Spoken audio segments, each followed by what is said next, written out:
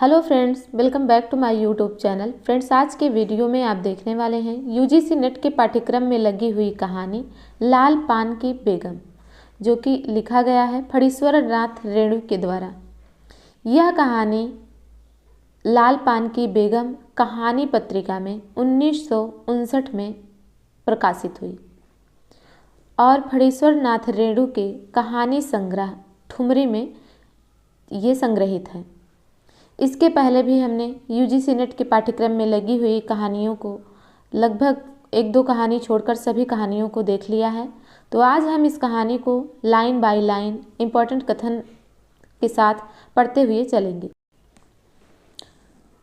कहानी स्टार्ट होती है प्रश्नवाचक वाक्य से कि क्यों बिरजू की माँ नाच देखने नहीं जाएगी क्या। बिरजू की माँ शकरकंद उबाल कर बैठी मन ही मन कुढ़ रही थी अपने आंगन में। 7 साल का लड़का बिरजू शकरकंद के बदले तमाचे खाकर आंगन में लोट पोट कर सारी देह में मिट्टी मल रहा था। तो नाम आया है बिरजू की माँ का। और क्या प्रश्न पूछा गया कि नाच देखने नहीं जाएगी क्या। तो प्रश्न नाच देखने का हो रहा है यहाँ पर। और बिरजू 7 साल का लड़का है, ये भी आपको ध्यान में रखना है। आगे है कि चंपिया के सिर भी चुड़ैल मडरा रही। आधे आंगन धूप रहते जो गई है सहुआन की दुकान छोवा गुड़ लाने, सो अभी तक नहीं लौटी। दिया बाती की बेला हो आई, आए आज लौट के जरा। बागड़ बकरे की देह में कुकुर माछी लगी थी, इसीलिए बेचारा बागड़ रह रहकर कूद फांद कर रहा था। बिरजू की माँ बागड़ पर मन का गुस्सा उतारने का बहाना ढूंढ कर निकाल चुकी थी। पिछवाड़े की मिर्च की फूली गांच बागड़ के सिवा और किसने कलेवा किया होगा। बागड़ को मारने के लिए वह मिट्टी का छोटा ढेला उठा चुकी थी कि पड़ोसिन मखनी फुआ की पुकार सुनाई पड़ी। पड़ोसिन कौन है? मखनी फुआ। उनकी पुकार सुनाई पड़ी कि क्यों बिरजू की माँ नाच देखने नहीं जाएगी क्या। तो इसके पहले का पूरा वर्णन दिया गया है कि क्या क्या उस समय चल रहा था बिरजू की माँ के साथ। और मखनी फुआ जो कि पड़ोसिन हैं वो पूछती हैं कि नाच देखने नहीं जाएगी क्या। आगे देखें कि बिरजू की माँ के आगे नाथ और पीछे पगहिया ना हो तब न फुआ। यानी वो आंसर देती है, क्या कहती है कि बिरजू की माँ के आगे नाथ और पीछे पगहिया ना हो तब न फुआ। गरम गुस्से में बुझी नुकीली बात फुआ की देह में धंस गई।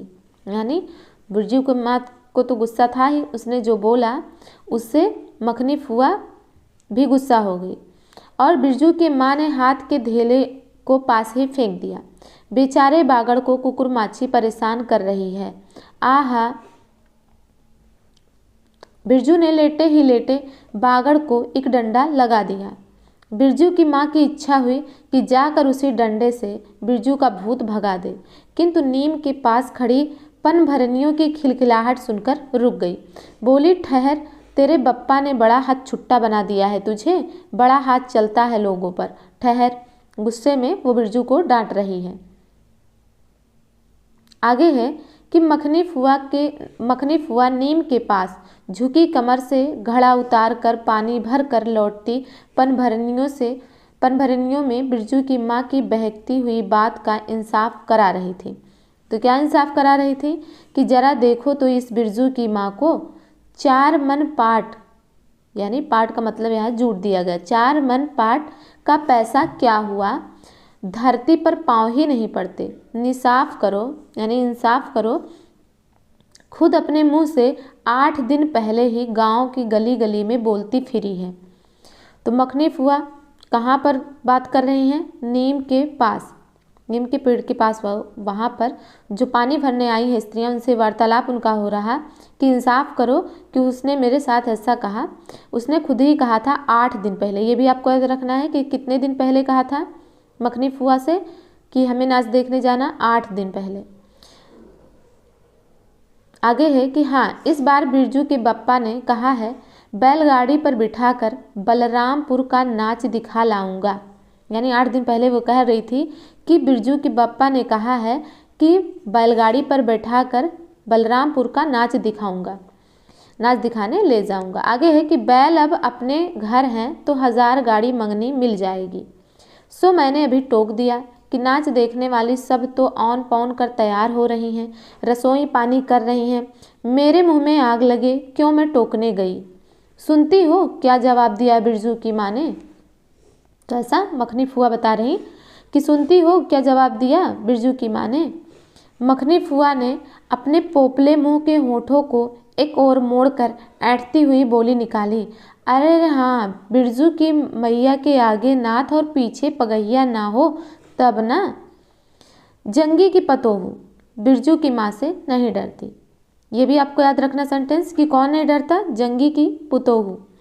वह जरा गला खोल कर कहती है, यानी तेज आवाज़ में कहती है कि फुआ, सर्वे सित्तल मिर्टी यानी सर्वे सेटलमेंट के हाकिम के बासा पर फूल छाप किनारी वाली साड़ी पहन के तू भी भटा की भेंटी चढ़ाती तो तुम्हारे नाम से भी 2-3 बिगहा धनहर जमीन का पर्चा कट जाता। फिर तुम्हारे घर भी आज 10 मन सोना बंग पाट होता, जोड़ा बैल खरीदता, फिर आगे नाथ और पीछे सैकड़ों पगैया झूलते। ये किसने कहा, जंगी की पुतोहू ने, जो कि बिरजू की माँ से डरती नहीं है। आगे है कि जंगी की पतोहू मुँहजोर है। अब उसके विषय में वर्णन दिया जा रहा है कि जंगू की पतोहू क्या है, मुँहजोर है, रेलवे स्टेशन के पास की लड़की है। ये भी आपको याद रखना है कि रेलवे स्टेशन के पास की लड़की है। 3 ही महीने हुए हैं अभी उसके गौने की नई बहू होकर आई है और सारे कुरमा टोली की सभी झगड़ालू सासों से एकाध मोर्चा ले चुकी है। तो क्या है, कहाँ रहती है ये, कुरमा टोली में रहती है। अभी इसकी शादी को सिर्फ 3 महीने, गौने को सिर्फ 3 महीने हुआ है और ये रेलवे स्टेशन के पास की रहने वाली थी। आगे उसका ससुर जंगी यानी जंगी की पुतोहू जो है, ससुर जंगी दागी चोर है, सी किलासी है, और उसका खसम यानी उसका पति जो है वो रंगी कुरमा टोली का नामी लठैत है। तो जंगी जो है उसका ससुर, जंगी के पतोहू के ससुर जो है वो चोर है और जो उसका पति है वो क्या है, लठैत है, कुरमा टोली का नामी लठैत है। इसीलिए हमेशा सींग खुजाती फिरती जंगी की पतोहू, यानी ये एक मुहावरा है कि सींग खुजाती फिरती मतलब लड़ाई के बहाने खोजते, तो इसीलिए हमेशा सींग खुजाती फिरती जंगी की पतोहू। आगे है कि बिरजू की माँ के आंगन में जंगी की पतोहू की गला खोल बोली गुलेल की गोलियों की तरह दंदनाती हुई आई थी। बिरजू की माँ ने एक तीखा जवाब खोजकर निकाला, लेकिन मन मसोस कर रह गई। गोबर की ढेरी में कौन ढेला फेंके। बिरजू की माँ सोच रही कि गोबर की ढेरी में कौन ढेला फेंके। आगे है, जीभ की झाल को गले में उतार कर बिरजू की माँ ने अपनी बेटी चंपिया को आवाज़ दी। क्या आवाज़ दी कि अरे चंपिया, आज लौटे तेरी मूड़ी मरोड़ कर चूल्हे में झोंकती हूँ। तो ये कह रही है कि आज तू लौट कर आए तो तेरी मूड़ी जो है मरोड़ कर चूल्हे में झोंकती हूँ। दिन दिन बेचाल होती जाती है। गांव में तो अब ठेठर बैस्कोप का गीत गाने वाली पतुरिया पुतोहू सब आने लगी हैं। कहीं बैठ के बाजे न मुरलिया सीख रही होगी। हर जाई अरे चंपिया, यानी क्या कह रही है, गीत है बाजे न मुरलिया, जिसको चंपिया सीखती है। तो वही कह रही है वो कि बिरजू की माँ कि चंपिया आएगी तो तुझे बताऊंगी, क्योंकि तू कहीं बैठकर बाजे न मुरलिया गीत सीख रही होगी। आगे है कि जंगी की पुतोहू ने बिरजू की माँ की बोली का स्वाद लेकर कमर पर घड़े को संभाला और मटक कर बोली, चल दीदिया चल, इस मोहल्ले में लाल पान की बेगम बसती है। देखिए कहानी का शीर्षक यहाँ पर आ गया क्या, किस मोहल्ले में लाल पान की बेगम बसती है। नहीं जानती, दोपहर दिन और चौपहर रात बिजली की बत्ती भक भक कर जलती है। भक भक बिजली बत्ती की बात सुनकर ना जाने क्यों सभी खिलखिलाकर हंस पड़ी। फुआ की टूटी हुई दंत पंक्तियों के बीच से एक मीठी गाली निकली, शैतान की नानी। तो फुआ ने, जो मखनी फुआ हैं, उन्होंने सभी स्त्रियों को कौन सी मीठी गाली दी थी, शैतान की नानी। ये भी आपको याद रखना है। आजकल प्रश्न कहीं से भी पूछा जा रहा है, इसीलिए आपको इसमें से जो भी सेंटेंस, जो भी कुछ यूनिक वर्ड आ रहे हैं उसे आपको याद रखना है। आगे बिरजू की माँ की आंखों पर मानो किसी ने तेज टार्च की रोशनी डालकर चौंधिया दिया। भक भक बिजली बत्ती। 3 साल पहले सर्वे कैंप के बाद गांव की जलन डाही औरतों ने एक कहानी गढ़ के फैलाई थी। तो कितने साल पहले? 3 साल पहले औरतों ने बिरजू माँ के खिलाफ एक कहानी गढ़ के फैलाई थी। क्या? कि चंपिया के माँ के आंगन में रात भर बिजली बत्ती भुकभुकाती थी। चंपिया की माँ के आंगन में नाक वाले जूते की छाप घोड़े की टाप की तरह जलो जलो और जलो। वो सोचती है उन स्त्रियों के विषय में, बिरजू की माँ, कि जलो जलो और जलो। चंपिया की माँ के आंगन में चांदी जैसे पाट सूखते देखकर जलने वाली सब औरतें खलिहान पर सोनौली धान के बोझों को देखकर बैगन का भुरता हो जाएंगी। यानी अभी तो उसने क्या देखा कि पाट सूखते देखा चांदी जैसा, और अब जब सोनौली धान देखेंगी तो और ही ज़्यादा वो जल भुन जाएंगी। ऐसा बिरजू की माँ सोच रही। आगे है कि मिट्टी के बर्तन से टपकते हुए छोवा गुड़ को उंगलियों से चाटती हुई चंपिया आई और माँ के तमाचे खाकर चीख पड़ी। आते ही उसे तुरंत एक तमाचा मिल गया। मुझे क्यों मारती है? सहुआइन जल्दी से सौदा नहीं देती है। बताती है कि मुझे क्यों मारती है, सहुआइन जब जल्दी सौदा नहीं देती है। बिरजू की माँ क्या कहती है कि सहुआइन जल्दी सौदा नहीं देती कि नानी, एक सहुआइन की दुकान पर मोती झड़ते हैं जो जड़ गाड़ कर बैठी हुई थी। बोल, गले पर लात देकर कल्ला तोड़ दूंगी हट जाई, जो फिर कभी बाजे न मुरलिया गाते सुना। चाल सीखने जाती है टीसन की छोकरियों से। तो वो भी अब बोली अपनी बोल रही है कि चाल सीखने जाती है स्टेशन के छोकरियों से। तो वो क्या कहती है स्टेशन को? टीसन की छोकरियों से। आगे है कि बिरजू की माँ ने चुप होकर अपनी आवाज़ अंदाजी कि उसकी बात जंगी के झोपड़े तक साफ साफ पहुँच गई होगी।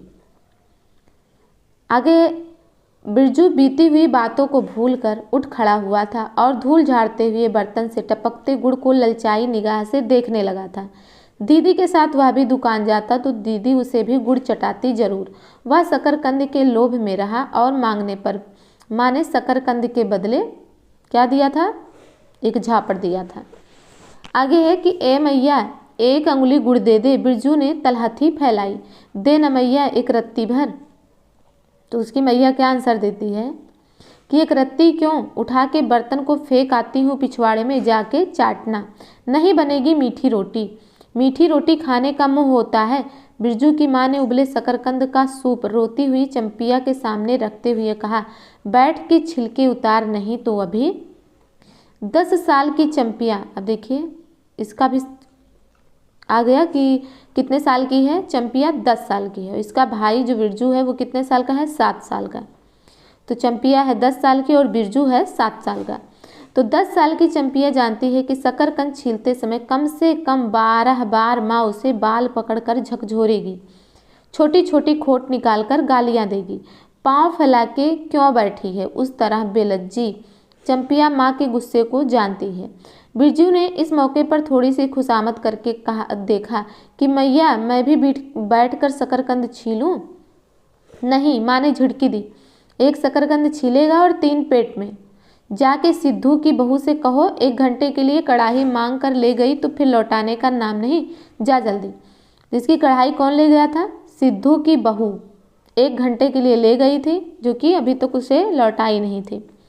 मुंह लटकाकर आंगन से निकलते निकलते बिरजू ने शकरकंद और गुड़ पर निगाहें दौड़ाई। चंपिया ने अपने झबरे केस की ओट से माँ की ओर देखा और नज़र बचाकर चुपके से बिरजू की ओर एक शकरकंद फेंक दिया। बिरजू भागा। सूरज भगवान डूब गए, दिया बत्ती की बेला हो गई, अभी तक गाड़ी, ऐसा सोचती है बिरजू की माँ कि अभी तक गाड़ी नहीं आई। चंपिया बीच में ही बोल उठी, कोयरी टोले में किसी ने गाड़ी नहीं दी मैया। बप्पा बोले माँ से कहना सब ठीक ठाक करके तैयार रहे, मलदरिया टोली के मियाँ जान की गाड़ी लेने जा रहा हूँ। तो चंपिया के बप्पा को कहाँ गाड़ी नहीं मिली थी? कोयरी टोले में। और वो कहाँ जा रहे थे? मलदहिया टोली के मियाँ जान के यहाँ जा रहे थे। आगे है कि सुनते ही बिरजू का माँ का चेहरा उतर गया, लगा छाते की कमानी उतर गई घोड़े से अचानक। कोयरे टोले में किसी ने गाड़ी मंगनी नहीं दी, तब मिल चुकी गाड़ी। जब अपने गांव के लोगों की आंखों में पानी नहीं, तो मलदहिया टोली के मियाँ जानकी गाड़ी का क्या भरोसा। न 3 में न 13 में क्या होगा, शकरकंद छील कर रख दे उठा के। यह मर्द नाच दिखाएगा, बैलगाड़ी पर चढ़कर नाच दिखाने ले जाएगा। चढ़ चुकी बैलगाड़ी पर, देख चुकी जी भर नाच। पैदल जाने वाली सब पहुंचकर पुरानी हो चुकी होंगी। सोच रही होगी कि अभी तक जब गाड़ी की व्यवस्था नहीं हो पाई है, तब क्या नाच दिखाने ले जाएंगे। इससे अच्छा है कि जो पैदल गए हैं वही पहुंच चुके होंगे। आगे अब कि बिरजू तब तक आ जाता है। छोटी कढ़ाई सिर पर औंधा कर वापस आया। देख दीदिया मलेटरी टोपी। ये भी आपको याद रखना है कि बिरजू ने कढ़ाई को क्या नाम दिया, मलेटरी टोपी। इस पर 10 लाठी मारने पर भी कुछ नहीं होता। चंपिया चुपचाप बैठी रही, कुछ नहीं बोली, जरा सी मुस्कुराई भी नहीं। बिरजू ने समझ लिया कि मैया का गुस्सा भी उतरा नहीं है पूरे तौर से। मढ़ैया के अंदर से बागड़ को बाहर भगाती हुई बिरजू की माँ बड़बड़ाई, कल ही पचकौड़ी कसाई के हवाले करती हूँ। पचकौड़ी कसाई के हवाले किसको करती हूँ? बागड़ को। कहती है राक्षस तुझे हर चीज़ मुँह में लगाएगा। चंपिया बांध दे बागड़ को, खोल दे गली की घंटी, हमेशा टुनुर टुनुर मुझे जरा नहीं सुहाता है। टुनुर टुनुर सुनते ही बिरजू को सड़क से जाती हुई बैलगाड़ियों की याद हो आई। अभी बबुआन टोले की गाड़ियां नाच देखने जा रही थीं। झुनुर झुनुर बैलों की झुमकी तुमने सुनी? तो बबुआन टोले की गाड़ियों की नाच देखने जाने वाली गाड़ियों को बिरजू ने देखा था। उसके विषय में वो अपनी बहन से पूछ रहा था। आगे है कि बेसी बकबक मत करो, बागड़ के गले में झुमकी खोलती बोली चंपिया। अपने भाई से कह रही है कि बेसी बकबक मत करो। चंपिया डाल दे चूल्हे में पानी, बप्पा आवे तो कहना कि अपने उड़न जहाज पर चढ़कर नाच देख आए। मुझे नाच देखने का शौक नहीं, मुझे जगइयो मत कोई, मेरा माथा दुख रहा। मढ़ैया के उसारे पर बिरजू ने फिसफिसा के पूछा, क्यों दीदिया, नाच में उड़न जहाज भी उड़ेगा? चटाई पर कथरी ओढ़कर बैठी हुई चंपिया ने बिरजू को चुपचाप अपने पास बैठने का इशारा किया कि मुफ्त में मार खाएगा बेचारा। बिरजू ने बहन की कथरी में हिस्सा बांटते हुए चुक्की मुक्की लगाई। जाड़े के समय इस तरह घुटने पर ठुड्डी रख कर चुक्की मुक्की लगाना सीख चुका है वह। उसने चंपिया के कान के पास मुँह ले जाकर कहा कि हम लोग नाच देखने नहीं जाएंगे, गांव में एक पक्षी भी नहीं है, सब चले गए। चंपिया को तिल भर भी भरोसा नहीं। संझा तारा डूब रहा है, बप्पा अभी तक गाड़ी लेकर नहीं लौटे। 1 महीना पहले से ही मैया कहती थी कि बलरामपुर के नाच के दिन मीठी रोटी बनेगी, चंपिया छीट की साड़ी पहनेगी, बिरजू पैंट पहनेगा और बैलगाड़ी पर चढ़कर। तो ऐसा वो सोच रही है चंपिया कि बलरामपुर के नाच के दिन की 1 महीने पहले से ही मैया बात करती आ रही। चंपिया की भीगे पलकों पर एक बूंद आंसू आ गया। बिरजू का भी दिल भर आया। उसने मन ही मन में इमली पर रहने वाले जिन बाबा को एक बैगन कबूला, गांच का सबसे पहला बैगन। उसने खुद जिस पौधे को रोपा है, जल्दी से गाड़ी लेकर बप्पा को भेज दो जिन बाबा।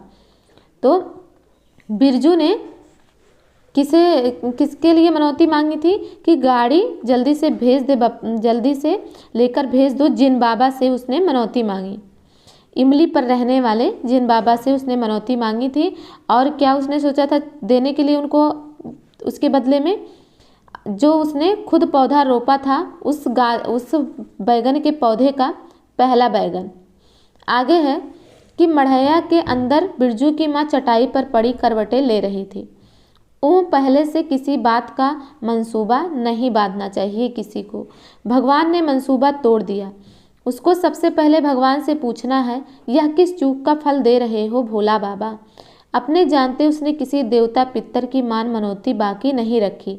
सर्वे के समय जमीन के लिए जितनी मनौतियाँ की थी ठीक ही तो। महावीर जी का रोड तो बाकी ही है। हाय रे देव, भूल चूक माफ़ करो महावीर बाबा, मनौती दूनी करके चढ़ाएंगी बिरजू की माँ। सोच रही है कि भूल चूक माफ़ करो, एक जो मान मनौती हमने किया था उसमें महावीर जी का रोड छूट गया है, तो वह दूनी करके चढ़ाएगी। आगे है कि बिरजू की माँ के मन में रह रहकर जंगू की पतोहू की बातें चुभती है। भक भक बिजली बत्ती, चोरी चमारी करने वाली बेटी पुतोहू जलेगी नहीं। 5 बीघा जमीन क्या हासिल की है। बिरजू की बप्पा ने गांव की भाई खौकियों की आंखों में किरकिरी पड़ गई है। खेत में पाट लगा देखकर गांव के लोगों की छाती फटने लगी। धरती फोड़कर पाट लगा है। बैसाखी बादलों की तरह उमड़ते आ रहे हैं पाट के पौधे। तो अलान तो फलान, इतनी आंखों की धार भला फसल सहे। जहाँ 15 मन पाट होना चाहिए, सिर्फ 10 मन पाट कांटा पर तौल के ओजन हुआ भगत के यहाँ। तो किसके यहाँ उसका पाट तौला गया था? भगत के यहाँ, जो कि उसके अंदाज से 15 मन होना चाहिए था, लेकिन था कितना? 10 मन। ये भी आपको याद रखना है। इसमें जलने की क्या बात है भला? बिरजू के बप्पा ने तो पहले ही कुरमा टोली के एक एक आदमियों को समझा के कहा कि जिंदगी भर मजदूरी करते रह जाओगे। सर्वे का समय हो रहा, लाठी कड़ी करो तो 2-4 बीघे जमीन हासिल कर सकते हो। सो गांव की किसी पुतखौकी का भतार सर्वे के समय बाबू साहेब के खिलाफ खांसा भी नहीं। बिरजू के बप्पा को कम सहना पड़ा है। बाबू साहेब गुस्से से सर्कस नाच के बाघ की तरह हुमड़ते रह गए। उनका बड़ा बेटा घर में आग लगाने की धमकी देकर गया। तो बिरजू की माँ सोच रही है कि जो बाबू साहेब थे, उनका बड़ा बेटा आग लगाने की धमकी देकर गया। आखिर बाबू साहेब ने अपने सबसे छोटे लड़के को भेजा। बिरजू की माँ को मौसी कहकर पुकारा। किसने मौसी कहकर बिरजू की माँ को पुकारा था? तो जो बाबू साहेब था, उसका छोटा बेटा। और उसने क्या कहा कि यह ज़मीन बाबूजी ने मेरे नाम से खरीदी थी। मेरी पढ़ाई लिखाई उसी ज़मीन की उपज से चलती है। और भी कितनी बातें खूब मोहना जानता है उतना जरा सा लड़का। जमींदार का बेटा है कि, तो जो जमींदार है उनका बेटा, छोटा वाला बेटा आकर बिरजू की माँ को क्या कहता है? मौसी कहकर पुकारता है। और वो उसको बताता है कि ये ज़मीन मेरे नाम से बप्पा ने खरीदी, मेरे पापा ने खरीदी है, कि उसी ज़मीन के सहारे ही मेरी पढ़ाई लिखाई और चीज़ें होंगी। तो वही सोच रही है कि उतना छोटा सा लड़का खूब मोहना जानता है, कैसी बातें बना बना के हमको बता के गया। आगे है कि चंपिया कहती है, बिरजू सो गया क्या? यहाँ आ जा बिरजू अंदर, तू भी आ जा चंपिया। भला आदमी आए तो एक बार आज। बिरजू के साथ चंपिया अंदर चली गई। ढिबरी बुझा दे, बप्पा बुलाए तो जवाब मत देना, खपच्ची गिरा दे। बिरजू की माँ क्या कह रही चंपिया से कि ढिबरी बुझा दे और बप्पा बुलाए तो जवाब मत देना, खपच्ची गिरा दे, यानी दरवाज़ा बंद कर दे। आगे भला आदमी रे भला आदमी, मुंह देखो जरा इस मर्द का। बिरजू की माँ दिन रात मंझा ना देती रहती तो ले चुके थे ज़मीन। रोज़ आकर माथा पकड़ के बैठ जाएं, मुझे ज़मीन नहीं लेनी है बिरजू की माँ, मजूरी ही अच्छी। जवाब देती थी बिरजू की माँ खूब सोच समझ के, छोड़ दो, जब तुम्हारा कलेजा ही स्थिर नहीं होता है तो क्या होगा। तो क्या कहती थी वो कि जोरू ज़मीन जोर के, नहीं तो किसी और के। ये कहकर बिरजू की माँ बिरजू के बप्पा को समझाती थी। आगे है कि बिरजू के बाप पर बहुत तेज़ी से गुस्सा चढ़ता है, चढ़ता ही जाता है। बिरजू की माँ का भाग ही खराब है, जो ऐसा गोबर गणेश घर वाला उसे मिला। कौन सा शौक मौज दिया है उसके मर्द ने। कोल्हू के बैल की तरह खटकर सारी उम्र काट दी इसके यहाँ, कभी 1 पैसे की जलेबी भी लाकर दी है उसके खसम ने। पाट का दाम भगत के यहाँ से लेकर बाहर ही बार बैल हट्टा चले गए। बिरजू की माँ को एक बार नमरी लोट देखने भी नहीं दिया आँख से। बैल खरीद लाए। उसी दिन से गांव में ढिढोरा पीटने लगे कि बिरजू की माँ इस बार बैलगाड़ी पर चढ़कर नाच देखने जाएगी, दूसरे की गाड़ी के भरोसे नाच दिखाएगा। ये सब बिरजू की माँ सोच रही है। अंत में उसे अपने आप पर क्रोध आया। वह खुद भी कुछ कम नहीं, उसकी जीभ में आग लगी। वह सोच रही है अपने विषय में, बैलगाड़ी पर चढ़कर नाच देखने की लालसा किसी कुछ समय में उसके मुंह से निकली थी, भगवान जाने। फिर आज सुबह से दोपहर तक किसी न किसी बहाने उसने 18 बार बैलगाड़ी पर नाच देखने की चर्चा छेड़ी है।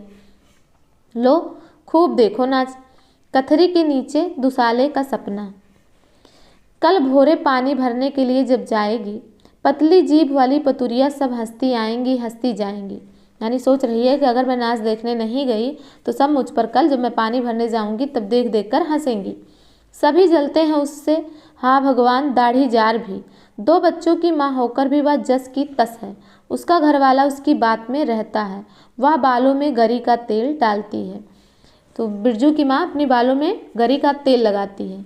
उसकी अपनी ज़मीन है किसी के पास एक घूर ज़मीन भी अपने इस गांव में? जलेंगे नहीं, 3 बीघे में धान लगा हुआ है अगहनी। लोगों की बिख दीठ से बचे तब तो। बाहर बैलों की घंटियां, इतना जब सोचते सोचते वह सोच ही रही थी, तभी बाहर बैलों की घंटियां सुनाई पड़ी। तीनों सतर्क हो गए, उत्कंठ होकर सुनते रहे। अपने ही बैलों की घंटी है क्यों री चंपिया? चंपिया और बिरजू ने प्रायः एक ही साथ कहा, चुप। बिरजू की माँ ने फिसफिसा कर कहा, शायद गाड़ी भी है, घड़घड़ाती है ना? दोनों ने फिर से हुंकारी भरी।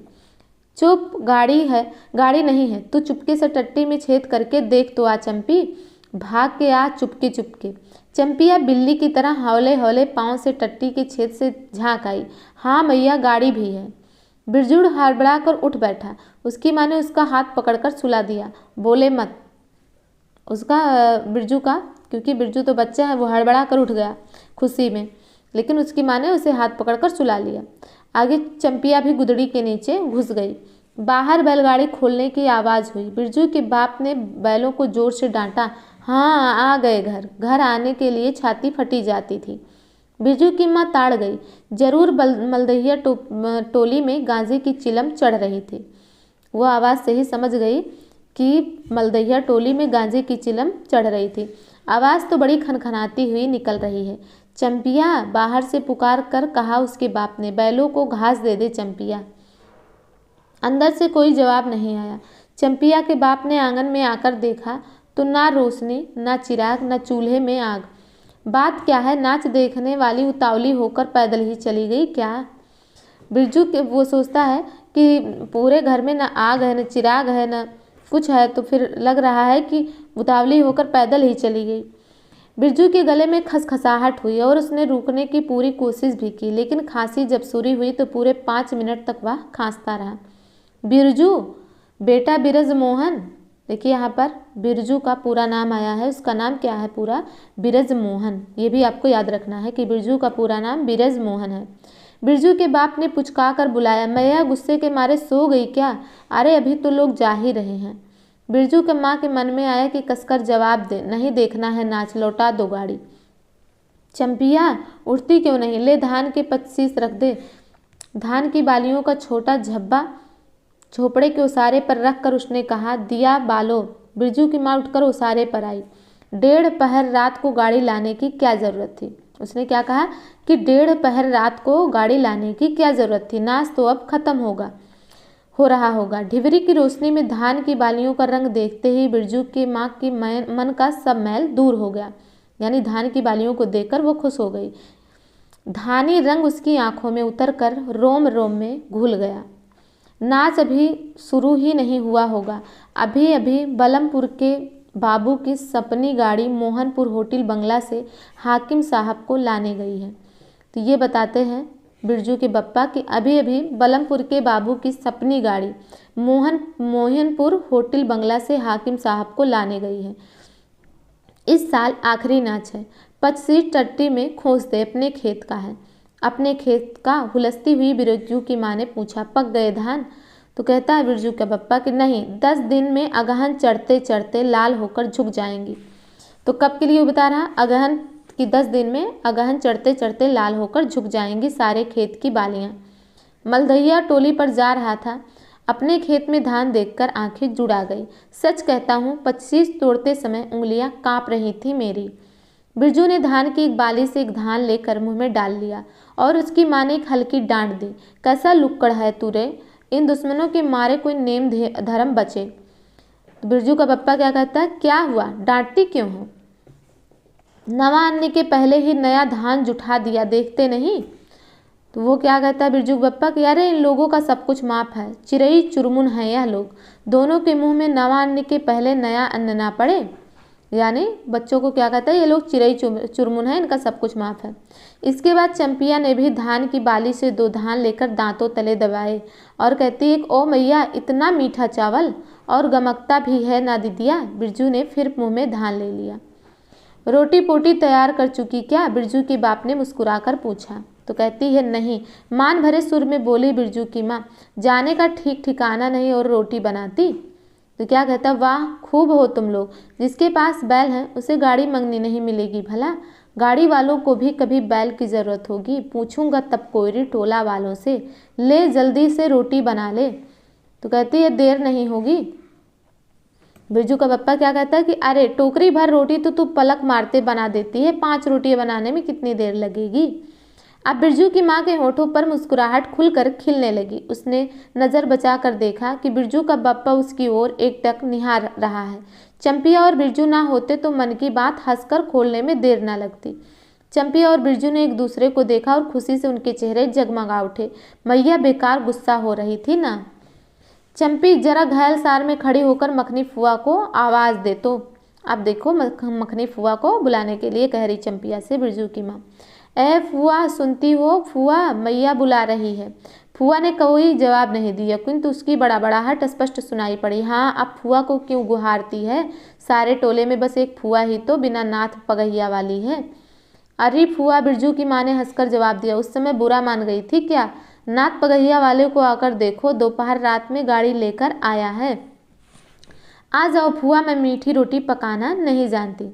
फुआ कांखती खांसती आई। इसी की घड़ी पहर दिन रहते ही पूछ रही थी कि नाच देखने जाएगी क्या। कहती तो मैं पहले से ही अपनी अंगीठी यहाँ सुलगा जाती। बुआ कह रही है, फुआ कह रही है कि अगर पहले ही यही बात बता दी होती तो मैं अपनी अंगीठी यहाँ पर सुलगा जाती।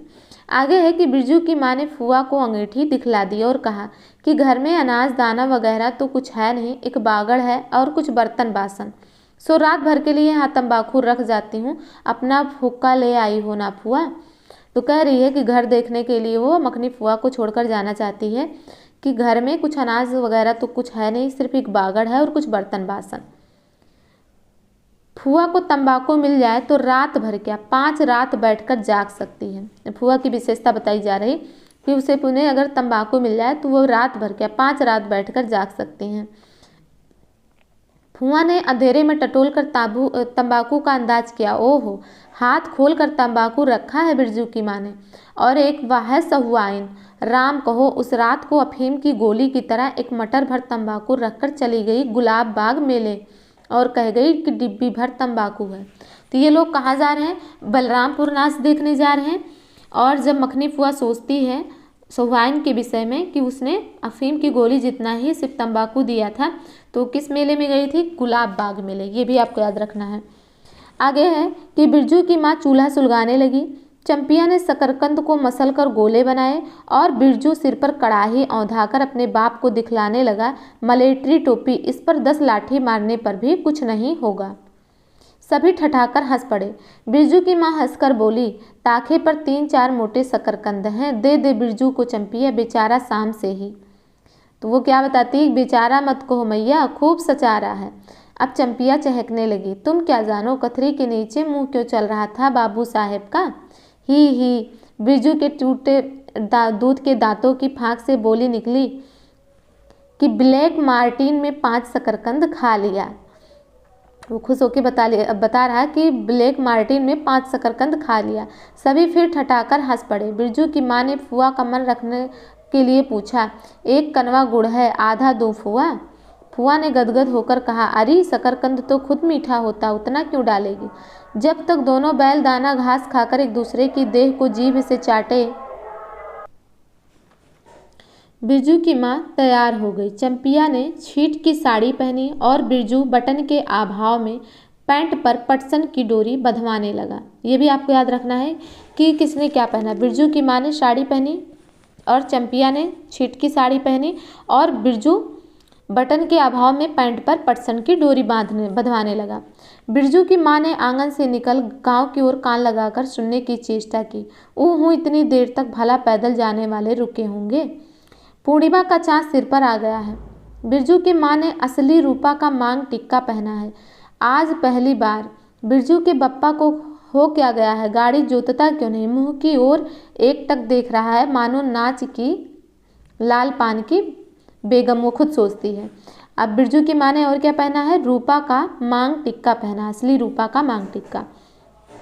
गाड़ी पर बैठते ही बिरजू की माँ के देह में एक अजीब गुदगुदी लगने लगी। उसने बांस की बल्ली को पकड़कर कहा, गाड़ी पर अभी बहुत जगह है, जरा दाहिनी सड़क से गाड़ी हाँकना। बैल जब दौड़ने लगे और पहिया जब चूं चूं करके घर घर आने लगा तो बिरजू से नहीं रहा गया। उसने क्या कहा कि उड़न जहाज की तरह उड़ाओ बप्पा। गाड़ी जंगी के पिछवाड़े पहुंची। बिरजू की माँ ने कहा, जरा जंगी से पूछो ना कि उसकी पुतोहू नाच देखने चली गई क्या। गाड़ी के रुकते ही जंगी के झोपड़े से आती हुई रोने की आवाज़ से स्पष्ट हो गई। बिरजू के बप्पा ने पूछा, अरे जंगी भाई, काहे कन्न रोहट हो रहा है आंगन में। जंगी घूर ताप रहा था। बोला, क्या पूछते हो, रंगी बलरामपुर से लौटा नहीं, पुतोहिया नाच देखने कैसे जाए। आसरा देखते देखते उधर गांव की सभी औरतें चली गईं। तो क्या कहती, अरे टीसन वाली, तो रोती काहे है। बिरजू की माँ ने पुकार कर कहा, आजा झट से कपड़ा पहनकर, सारी गाड़ी पड़ी हुई है बेचारी, आजा जल्दी। बगल के झोपड़े से राधे की बेटी सुनरी ने कहा, काकी गाड़ी में जगह है, मैं भी जाऊंगी। राधे की बेटी सुनरी, तो और कौन जाता है, राधे की बेटी सुनरी। बांस की झाड़ी के उस पार लरेना खवास का घर है, उसकी बहू भी नहीं गई है। गिलट का झुमका कड़ा पहनकर झमकती आ रही है। तो किसका घर है, लरेना खवास का, और उसकी बहू भी नहीं गई। आज जो बाकी रह गई हैं सब आ जाएं जल्दी। बिरजू की माँ कह रही, जो बाकी रह गई सब आ जाएं जल्दी। जंगी की पतोहू, लरेना की बीबी और राधे की बेटी सुनरी तीनों गाड़ी के पास आए। बैल ने पिछला पैर फेंका। बिरजू के बाप ने एक भद्दी गाली दी, साला लताड़ मारकर लंगड़ी बनाएगा पुतोहू को। तो बिरजू की माँ ने जब बुलाया तो कौन कौन आया गाड़ी पे, और जंगी की पुतोहू, लरेना की बीबी और राधे की बेटी सुनरी। सभी ठठाकर हंस पड़े। बिरजू के बाप ने घूंघट में झुकी दोनों पुतोहों को देखा। उसे अपने खेत की झुकी हुई बालियों की याद आ गई। जंगी की पुतोहू का गौना 3 ही मास पहले हुआ है। गौने की रंगीन साड़ी से कड़वे तेल और लठवा संदूर की गंध आ रही। बिरजू की माँ को अपने गौने की याद आई। उसने कपड़े की गठरी से 3 मीठी रोटियां निकाल कर कहा, खा ले एक एक करके, सिमराह के सरकारी कूप में पानी पी लेना। तो 3 मीठी रोटियां तीनों को देती है और कहती है, सिमराह के सरकारी कूप में पानी पी लेना। यह भी आपको याद रखना है कि सिमराह के सरकारी कूप का पानी वो लोग पीते हैं। आगे है कि गाड़ी गांव से बाहर होकर धान के खेतों के बगल से जाने लगी। चांदनी कार्तिक की खेतों से धान के झड़ते फूलों की गंध आती है। बांस की झाड़ी में कहीं दुद्धि की लता फूली है। जंगी की पुतोहू ने एक बीड़ी सुलगाकर बिरजू की माँ की ओर बढ़ाई। जंगी की पुतोहू ने क्या किया, एक बीड़ी सुलगाकर बिरजू की माँ की ओर बढ़ाई। बिरजू की माँ को अचानक याद आई, चंपिया, सुनरी, लरेना की बीबी और जंगी की पुतोहू, ये चारों ही गांव में बैसकोप का गीत गाना जानती हैं खूब। गाड़ी की लीक धन खेतों के बीच होकर गई। चारों ओर गौने की साड़ी की खसखसाहट जैसी आवाज़ होती है। बिरजू की माँ के माथे के मंग टिक्के पर चांदनी छिटकती है। अच्छा, अब एक बैसकोप का गीत गा तो चंपिया, डरती है काहे, जहाँ भूल जाओगी बगल में मास्टरनी बैठी ही है। दोनों पुतोहों ने तो नहीं, किंतु चंपिया और सुनरी ने खखार कर गला साफ किया, जैसा कि गाने से पहले लोग करते हैं। बिरजू के बाप ने बैलों को ललकारा, चल भैया और जोर से जा, और जरा जोर से गा रे चंपिया, नहीं तो मैं बैलों को धीरे चलने को कहूँगा। जंगी की पुतोहू ने चंपिया के कान के पास घूंघट ले जाकर कुछ कहा और चंपिया ने धीमे से शुरू किया, चंदा की चांदनी। तो चंपिया ने कौन सा गाना शुरू किया था, चंदा की चांदनी। और इसके पहले भी गाने का जिक्र हुआ है, वो भी आपको याद रखना है कि वो कौन सा गीत गाने जाती थी, सीखने जाती थी, बाजे ना मुरलिया। बिरजू को गोद में लेकर बैठी उसकी माँ की इच्छा हुई कि वह भी साथ साथ गीत गाए। बिरजू की माँ ने जंगी की पुतोहू को देखा, धीरे धीरे गुनगुना रही है वह भी, कितनी प्यारी पुतोहू है। गौने की साड़ी से एक खास किस्म की गंध निकलती है। ठीक ही तो कहा है उसने, बिरजू की माँ बेगम है। वो सोचती है, ठीक ही तो कहा है जंगी की पुतोहू ने, बिरजू की माँ बेगम है, लाल पान की बेगम। यह तो कोई बुरी बात नहीं, हाँ वह सचमुच लाल पान की बेगम है। बिरजू की माँ ने अपने नाक पर दोनों आँखों को केंद्रित करने की चेष्टा करके अपने रूप की झांकी ली, जैसा कि शीशे के अभाव में लोग करते हैं। लाल साड़ी की झिलमिल किनारी, मांग टीका पर चांद। बिरजू की माँ के मन में अब और कोई लालसा नहीं, उसे नींद आ रही। यानी अब वो इतनी खुश हो गई है कि वो सज संवर के जा रही जो उसने मांग टिक्का पहना है, लाल साड़ी पहनी है। अब उसके मन में और बैलगाड़ी पर बैठी हुई, अब उसके मन में और कोई लालसा नहीं, नाच देखने की जो लालसा है वो भी पूरी होने वाली है। अब वो खुश है और उसे नींद आ रही है गाना सुनते हुए। तो ये आपकी कहानी लाल पान की बेगम, जो कि फणीश्वर नाथ रेणु के द्वारा लिखा गया था। इसके पहले भी हमने बताया कि ये 1957 में कहानी पत्रिका में प्रकाशित हुई है और ये कहानी ठुमरी, जो कि फणीश्वर नाथ रेणु का कहानी संग्रह है, उसमें संकलित है। तो ये कहानी आपको पढ़ने में कैसा लगा, जो भी हमने इम्पॉर्टेंट वर्ड बताया, इम्पॉर्टेंट कथन बताया, वो आपको कैसा लगा, ये हमें कमेंट के माध्यम से ज़रूर बताएं। अगर आपकी कोई क्वेरी हो, कोई सजेशन हो तो भी आप हमें कमेंट बॉक्स में ज़रूर लिखें। वीडियो को देखने के लिए धन्यवाद।